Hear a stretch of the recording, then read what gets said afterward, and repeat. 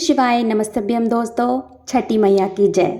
भगवान शिव जी आपकी हर मनोकामना पूरी करें और छठी मैया हम सब पर अपनी कृपा बनाए रखे। इसी कामना के साथ आज का वीडियो हम शुरू करते हैं। दोस्तों, छठ का महापर्व आस्था का प्रतीक है। इस व्रत में हमें शुद्धता का बहुत ज़्यादा ध्यान रखना चाहिए। साल 2024 में छठ महापर्व की शुरुआत नहाए खाए यानी 5 नवंबर साल 2024 दिन मंगलवार से हो रही है और वहीं इस व्रत का समापन 8 नवंबर साल 2024 दिन शुक्रवार को होगा। दोस्तों आज इस वीडियो में आपको संपूर्ण जानकारी देने वाली हूँ कि अगर मेरी किसी माताओं बहनों का मासिक धर्म यानी पीरियड छठ महापर्व के दौरान आ जाता है तो ऐसे में माताएं बहनें छठ महापर्व की तैयारियां कैसे करेंगी, पूजा कैसे करेंगी और छठ का व्रत कैसे करेंगी। क्या माताओं बहनों को पीरियड की अवस्था में व्रत छोड़ देना चाहिए या फिर निरंतर करते रहना चाहिए। संपूर्ण जानकारी आपको इस वीडियो में देने वाली हूं दोस्तों, तो वीडियो को पूरा ध्यान से अंत तक देखिएगा, सुनिएगा। वीडियो पसंद आ जाए तो वीडियो को छोटा सा एक लाइक कर दीजिएगा और अपने ही चैनल को जोर से सब्सक्राइब कर दीजिएगा। दोस्तों यहाँ पर मैं एक बात स्पष्ट कर दूं, बहुत ही महत्वपूर्ण है। अगर आपका मासिक धर्म छठ पर्व के दौरान आ जाता है और अगर आप व्रत रखते हैं तो आपको निरंतर व्रत रखना है। व्रत किसी भी स्थिति में आपको नहीं छोड़ना है। आप मासिक धर्म में हैं, आपको व्रत करना ही है, व्रत छोड़ना नहीं है। रही बात व्रत की तैयारी की, क्योंकि इस व्रत में बहुत सारी तैयारियां होती हैं। फल खरीद कर लाने से लेकर फल को धोकर सूप में रखना, डाला सजाना, ठेकुआ वगैरह बनाना और इस व्रत में शुद्धता का बहुत ही ज़्यादा महत्व बतलाया गया है। तो देखिए, आपको व्रत तो करना है। अब रही बात कि व्रत की जो इतनी सारी तैयारी होती है, फल को धोना, डाला सजाना, सूप में सारी सामग्रियों को व्यवस्थित रखना, ठेकुआ वगैरह बनाना, वे सब तैयारी आप कैसे करेंगी। घाट में जाने के लिए जो डाला तैयार किया जाता है उसको कैसे तैयार करेंगी। तो देखिए, अगर आपके जो घर के सदस्य हैं या दूर में भी आपके यहाँ जो कोई छठ व्रत करता है, पहले तो आप उनसे बात करिए कि मैं इस स्थिति में हूँ, मैं व्रत तो रख सकती हूँ पर व्रत की जो तैयारी वगैरह है वो मैं नहीं कर सकती हूँ, क्योंकि इस अवस्था में पूजा पाठ की जो चीज़ें हैं वो स्पर्श नहीं की जाती है। शुद्धता मतलब शुद्धता होती है और छठ जैसा महापर्व तो फिर बहुत बड़ी बात हो गई। जिस तरह से हम नवरात्रि में शुद्धता का ध्यान रखते हैं और भी जो बड़े बड़े व्रत हैं उनमें हम शुद्धता का ध्यान रखते हैं, तो इतने बड़े व्रत में भी हमको शुद्धता का पूरा ध्यान रखना है। अपने घर परिवार में, अपने कुटुंब में बात करिए, उनसे आग्रह करिए कि इस स्थिति में मैं हूँ, आपसे आग्रह करती हूँ कि आप भी इधर आ जाइए, आप भी अपना व्रत और अपनी पूजा यहाँ पे अच्छे से कर लीजिए। साथ ही साथ मेरी जो पूजन की सामग्री है, मेरी जो व्रत की तैयारी है वो भी आप करवा लीजिए। देखिए, पूजा पाठ के लिए कोई भी मना नहीं करता है। खानदान के लोग या कुटुंब के लोग बहुत ही आसानी से जो है वो आपकी सहायता कर देंगे। आपको बोलने बस की देर है, क्योंकि जब तक आप अपनी स्थिति बताएंगे नहीं तो आपकी मदद कौन करेगा।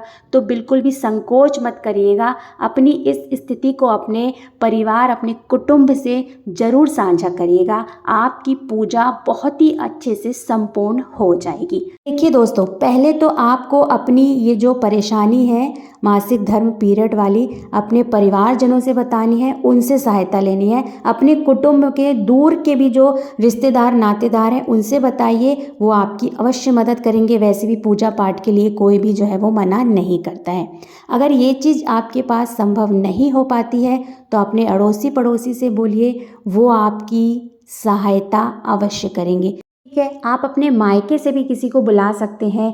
आप अपनी माँ से भी जो है ये सारी तैयारियां करवा सकते हैं। अगर आपकी बहन आ सकती है तो भी ये सारी तैयारियां वो कर देंगी। देखिए, व्रत तो आप कर रहे हैं लेकिन तैयारी जो है व्रत की, क्योंकि बहुत ज़्यादा जो है वो सामग्रियों को जुटाना पड़ता है। हर एक चीज़ को शुद्धता पूर्वक जो है सूप में सजाना पड़ता है, डाला में सजाना पड़ता है और विधिवत तरीके से व्रत के बाद प्रसादी वगैरह भी जो है वो वितरित करनी होती है। पहला विकल्प मैंने आपको बतला दिया है। अपने कुटुंब में, अपने घर परिवार, अपने रिश्ते नातेदारों से जो है वो आपको इस व्रत के लिए, तैयारियों के लिए सहायता लेनी है। ठीक है दोस्तों, अगर ऐसा संभव नहीं है तो आप अपने अड़ोसी पड़ोसी से बोलिए, उनको पूरी विधि समझा दीजिए कि ऐसा ऐसा इस पूजा में होता है, आपको इस तरह से जो है वो सारी तैयारियां करनी है, तो वे आपकी मदद कर देंगे।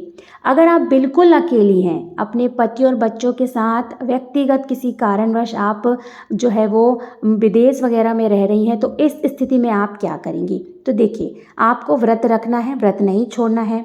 अपने पतिदेव से सहायता मांगिए, क्योंकि देखिए छठ का महापर्व है, तो आपको इस स्थिति में आपके पतिदेव ही जो है वो साथ दे सकते हैं। अगर घर वगैरह से आपको सहायता नहीं मिल पा रही है या आप विदेश वगैरह में हैं जहाँ पर कोई ऐसी व्यवस्था नहीं बन पा रही है, ठीक है दोस्तों, तो आपको अपने पतिदेव से मदद लेनी है, पूरी तैयारी वगैरह करवानी है। और रही बात पतिदेव के काम काज से उनकी छुट्टी की, तो वो देखिए वो सब कुछ हो जाता है, क्योंकि छठ का महापर्व है, सब समझते हैं। इस स्थिति में आप अपने पतिदेव की मदद लीजिए।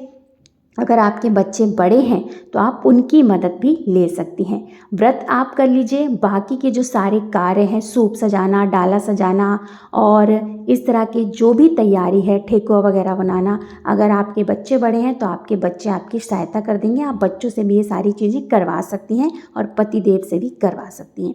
बहुत महत्वपूर्ण बात आती है दोस्तों कि पीरियड की अवस्था में अर्घ कैसे देंगे। तो देखिए, सूर्य देवता को अर्घ दिया जाता है और हमें शुद्धता का बहुत ही ज़्यादा ध्यान रखना है।